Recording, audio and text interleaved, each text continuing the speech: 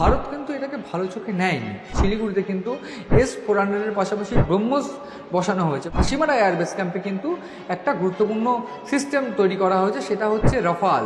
বাংলাদেশের জন্য চিন্তার, চীনের জন্য চিন্তার। সিএন ডিজিটাল আপনাদের স্বাগত। নমস্কার, আমি মণি ভট্টাচার্য। আমরা এর আগে বাংলাদেশের যে গোটা পরিস্থিতি তা নিয়ে কথা বলেছি, রাজনৈতিক পরিস্থিতি, এবং বাংলাদেশ চীনের সঙ্গে মিশে, চীনের সঙ্গে বন্ধুত্ব করে ভারতের সঙ্গে শত্রুতার একটা জায়গা তৈরি করেছে চিকেন স্নেক নিয়ে। শুধু চিকেন স্নেক নয়, 7 সিস্টার্স নিয়ে সে বিষয়ে আলোচনা করেছি। এবার সবথেকে গুরুত্বপূর্ণ বিষয়, ভারত কিন্তু এটাকে ভালো চোখে নেয়নি, এবং ভারত কিন্তু রীতিমতো যে অ্যাকশন চালু করেছে বা যে অ্যাকশন মুডে এখন ভারত, সেই বিষয়ে আজ আলোচনা করব আমরা। যেটা বিভিন্ন তথ্যসূত্র মারফত খবর আসছে এবং আন্তর্জাতিক সম্পর্ক বিশেষজ্ঞ সহ কিছু ডিফেন্স এক্সপার্টরা যেটা বলছেন, সেই সূত্র অনুযায়ী এবার চিকেন স্নেক কিন্তু একটা স্পর্শকাতর জায়গা ভৌগোলিক দিক থেকে। এবার এই চিকেন স্নেকে কিন্তু গুরুত্বপূর্ণ S-400 যে ডিফেন্স সিস্টেম, সেই সিস্টেম কিন্তু মোতায়েন করলো ভারতীয় সেনা। এই ডিফেন্স সিস্টেমটা কী এবং এই S-400 ডিফেন্স সিস্টেমের পাশাপাশি আর কোথায় কীরকম ডিফেন্স বাংলাদেশ এবং চীনকে জবাব দিতে তৈরি করেছে ইতিমধ্যে, সে বিষয়ে আমরা আলোচনা করব। এবং এই বিষয়ে আলোচনা করার আগে একটু গোটা প্রেক্ষাপটটা বলে রাখতে চাইব যে এর আগে বাংলাদেশে কিন্তু যেটা দেখা গিয়েছে যে বাংলাদেশ কিন্তু চীনে গিয়ে 7 সিস্টার্স নিয়ে একটা মন্তব্য করে, যেখানে তারা বলেন যে সাগরের ক্ষেত্রে অভিভাবক একমাত্র বাংলাদেশ, এই 7 সিস্টার্সের ক্ষেত্রে সাগরের কোনো জায়গা নেই, এবং এই সাগরের কিন্তু অভিভাবক 7 সিস্টার্সের কেবলমাত্র তারাই। এবং সেই জন্য কিন্তু চীনকে ইউনুস আহ্বান করেছিলেন যে আপনারা আসুন ব্যবসা করুন। এবং শুধুমাত্র তাই নয়, এই গোটা পরিস্থিতিতে কিন্তু লালমনিরহাটে একটা এয়ারবেস ক্যাম্প তৈরি করছে চীন, এবং যেটা কিন্তু ভারতের রীতিমতো মাথা ব্যথার কারণ। এবং লালমনিরহাটটা কোথায়? এই লালমনিরহাট কিন্তু শিলিগুড়ির খুব কাছে, অর্থাৎ কোচবিহার জলপাইগুড়ি এই যে চত্বরটা, এই চত্বরটার কিন্তু ভীষণ কাছে, বলা চলে 100 থেকে 150 কিলোমিটারের মধ্যে। ফলে লালমনিরহাটে যদি এয়ারবেস ক্যাম্প তৈরি হয়, চীন যদি এয়ারবেস ক্যাম্প তৈরি করে, অর্থাৎ বাংলাদেশ যদি সেই জায়গা দেয়, অর্থাৎ দিয়েছে এমনটাই সূত্রের খবর, যদি চালু হয়ে যায় বা এয়ারবেস ক্যাম্প তৈরি করে, সেক্ষেত্রে কিন্তু ভারতের জন্য মাথা ব্যথার কারণ। এর ফলস্বরূপ প্রথমে আমরা কি দেখলাম, এর ফলস্বরূপ বাংলাদেশকে যে ফল ভুগতে হলো, এই ট্রান্সশিপমেন্ট যে অর্ডার সেটা বাতিল হলো, অর্থাৎ স্থলবন্দর যে ব্যবহার করছে এতদিন ধরে বাংলাদেশ, সেটা কিন্তু আর করতে পারবে না তারা। সেই নির্দেশিকা কিন্তু 8 এপ্রিল চালু হয়ে গিয়েছে, এবং ফলে বাংলাদেশ কিন্তু একটা কড়া আর্থিক মুখোমুখি। এবং যেটা রাজনৈতিক বিশেষজ্ঞরা মনে করছেন যে এই গোটা পরিস্থিতি, চীনের সঙ্গে এত বন্ধুত্ব এবং চীনের সঙ্গে একসঙ্গে কাজ করে বেশ কিছু ডিফেন্স এবং সামরিক যে ব্যবস্থাগুলো, বা এই লালমনিরহাটে এই যে ডিফেন্স যে এয়ারবেস বানানো, সেই বিষয়গুলো কিন্তু ভারত ভালো চোখে নেয়নি, এবং তারই ফল কিন্তু চোকাতে হচ্ছে বাংলাদেশকে। আমি একটা গুরুত্বপূর্ণ যে বিষয়টা আমি একটু আলোকপাত করব, যে এই 7 সিস্টার্সের সবথেকে গুরুত্বপূর্ণ জায়গা কিন্তু পশ্চিমবঙ্গ অর্থাৎ ভারতের চিকেন স্নেক। এই চিকেন স্নেক অর্থাৎ শিলিগুড়ির 20 থেকে 22 কিলোমিটার এলাকা। এই 20 থেকে 22 কিলোমিটার এলাকা যদি ভৌগোলিকভাবে দেখানো হয়, তাহলে কিন্তু চিকেন স্নেকটা একটা 20 থেকে 22 কিলোমিটার যে সংকীর্ণ জায়গা, এই জায়গাটা কিন্তু গোটা নর্থ ইস্টকে জুড়ে রেখেছে ভারতের বাদবাকি অংশের সঙ্গে। এবার এই শিলিগুড়ির এই 20 থেকে 22 কিলোমিটার এলাকা কিন্তু এর আগেও আমরা বহু ক্ষেত্রে দেখেছি, বাংলাদেশি বিভিন্ন সংবাদ মাধ্যমে দেখেছি, বাংলাদেশের বিভিন্ন যারা উপদেষ্টারা রয়েছে তাদের টার্গেট কিন্তু চিকেন স্নেক সহ বিভিন্ন জায়গায় 7 সিস্টার্সের। তার কারণ বহু ক্ষেত্রে চীন কিন্তু তাদেরকে টার্গেট করছে, এবং চীন কিন্তু তাদেরকে একসঙ্গে সামরিক সাহায্য করছে, এমনটা কিন্তু এর আগেও আমরা দেখেছি। ফলে চীনের সঙ্গে ইউনুস সরকার এসে, হাসিনা সরকারের পতনের পর চীনের সঙ্গে এই যে ইউনুসের যে বন্ধুত্ব, সেইটা কিন্তু রীতিমতো প্রশ্নের মুখে এবং চিন্তার ভারতের জন্য।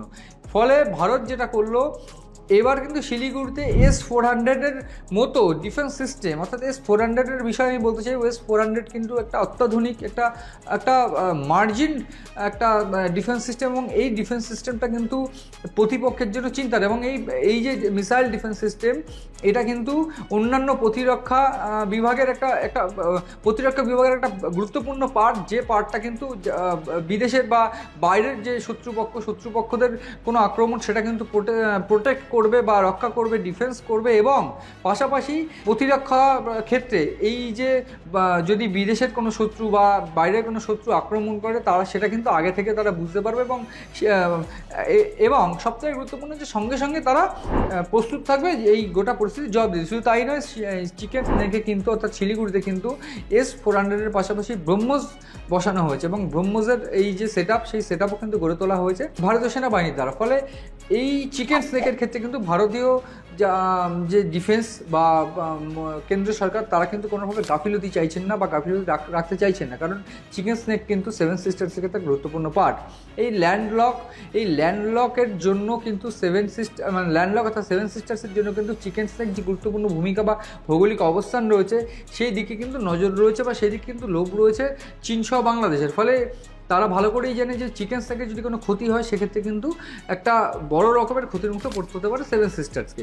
পাশাপাশি এ তো গেল চিকেন স্নেকের একটা পার্ট, এবং চিকেন স্নেককে পাশাপাশি সাপোর্ট দেওয়ার জন্য হাসিমারায় কিন্তু একটা এয়ারবেস ক্যাম্প, অর্থাৎ হাসিমারা এয়ারবেস ক্যাম্পে কিন্তু একটা গুরুত্বপূর্ণ সিস্টেম তৈরি করা হয়েছে, সেটা হচ্ছে রাফাল।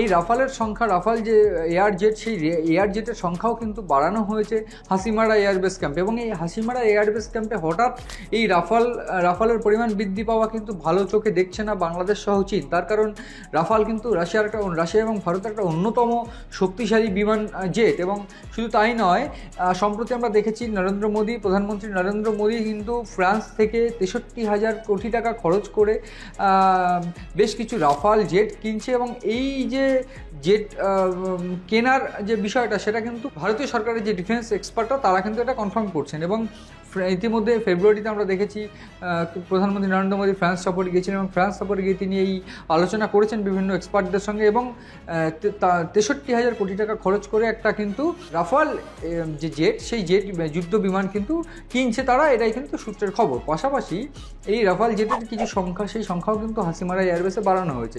এবার সবথেকে আমি বলতে চাইবো যে গুরুত্বপূর্ণ যে বিষয়গুলো আমি এই চিকেন স্নেককে বলতে চাইবো, চিকেন স্নেকে যদি হঠাৎ করে কোনো হামলা করে চীন বা বাংলাদেশ, সেক্ষেত্রে কিন্তু সম্পূর্ণভাবে প্রস্তুত ভারতবর্ষ। তার কারণ এই চিকেন স্নেক কিন্তু একটা স্পর্শকাতর এলাকা, এবং এই চিকেন স্নেকে কিন্তু বেশ কয়েকটা ডিফেন্স সিস্টেম রয়েছে যেগুলো ভারতের অত্যাধুনিক আমি বলতে চাইব অত্যাধুনিক ডিফেন্স সিস্টেম। তার কারণ এখানে ত্রিশক্তি একটা ফৌজ, যেটা ভারতবর্ষের অন্যতম গুরুত্বপূর্ণ পার্ট, যেখানে ভারতবর্ষের বেশ কিছু কমান্ডো এবং ভারতবর্ষের কিছু গুরুত্বপূর্ণ ট্যাঙ্ক বাহিনী, যারা কিন্তু এই গোটা শিলিগুড়িতে সুকনায় যে ক্যাম্প রয়েছে সেই ক্যাম্পে তারা প্রশিক্ষণ নেয়, এবং সেই ক্যাম্পে কিন্তু যে ডিফেন্স সবথেকে তিনটে পার্ট এই ডিফেন্সের, সেটা হচ্ছে সোয়ার্ড, ভিশোয়ার্ড অ্যান্ড আকাশ। এই তিনটে পার্ট কিন্তু শিলিগুড়ির যে সুকনার যে ডিফেন্স যারা রয়েছে সেনাবাহিনী, তাদের একটা গুরুত্বপূর্ণ পার্ট।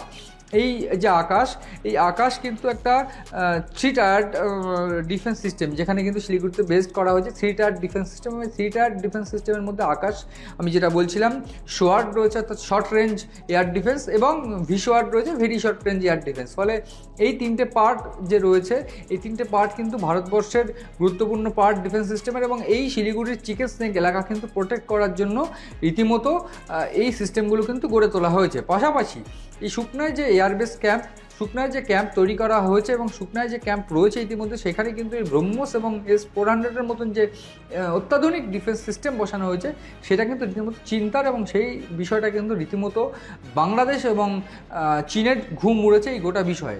আমি যেমনটা বলছিলাম যে সুকনায় ত্রিশক্তি যে ইউনিট রয়েছে, কর্পস রয়েছে, যা সুকনায় রয়েছে, এই মুহূর্তে কিন্তু সেই সুকনায় যেমন পদাতিক, ট্যাঙ্ক, কামান এবং সামরিক অভিযান পরিচালনায় যে উচ্চস্তরের যে দক্ষতা সম্পন্ন যে সেনাবাহিনী, তারা কিন্তু এই মুহূর্তে সুকনায় ট্রেনিং নিচ্ছে, এবং সুকনায় কিন্তু তারা প্রস্তুত যে কোনো সময়ে যদি কোনো রকমভাবে কোনো আঘাত এসে পড়ে বিদেশের কোনো শত্রুর দ্বারা, অর্থাৎ চীন বা বাংলাদেশের দ্বারা, সেক্ষেত্রে কিন্তু তারা মুহূর্তে জবাব দেওয়ার জন্য প্রস্তুত। পাশাপাশি ভারতের DRDO এবং রাশিয়ার NPO দ্বারা করা যে ব্রহ্মোস, সেই ব্রহ্মোসও কিন্তু বসানো হয়েছে শিলিগুড়িতে। এই ব্রহ্মোস কিন্তু ভীষণ গুরুত্বপূর্ণ একটা এয়ার ডিফেন্স সিস্টেম। এই ব্রহ্মোস কিন্তু রাশিয়া এবং ভারতের ডিআরডিও দ্বারা একটা প্রস্তুত করা একটা ডিফেন্স সিস্টেম, এবং এই যে ব্রহ্মোস কিন্তু শিলিগুড়ির জন্য বহু স্তরের বিমান প্রতিরক্ষা কিন্তু তৈরি করেছে। এবং শুধু তাই নয়, এই যে ব্রহ্মোস কিন্তু খুব দ্রুত এবং কার্যকর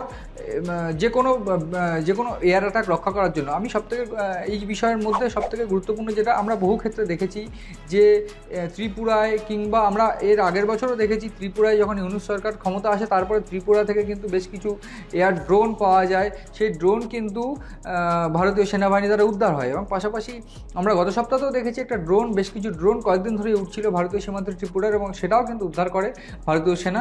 সব মিলিয়ে এই হাসিমারা বেস ক্যাম্পে এই যে রাফাল সংখ্যা বৃদ্ধি, কিংবা S-400 এবং ব্রহ্মোসের মতন অত্যাধুনিক এয়ার ডিফেন্স সিস্টেম শিলিগুড়ির চিকেন স্নেকে সেট আপ করা, এই গোটা পরিস্থিতি এগুলো কিন্তু রীতিমতো চিন্তার, বাংলাদেশের জন্য চিন্তার, চীনের জন্য চিন্তার। এবং এই গোটা পরিস্থিতি কোন দিকে যায় সেদিকে নজর রয়েছে আমাদের, নজর রাখুন আপনারাও সিএন ডিজিটালের পাতায়।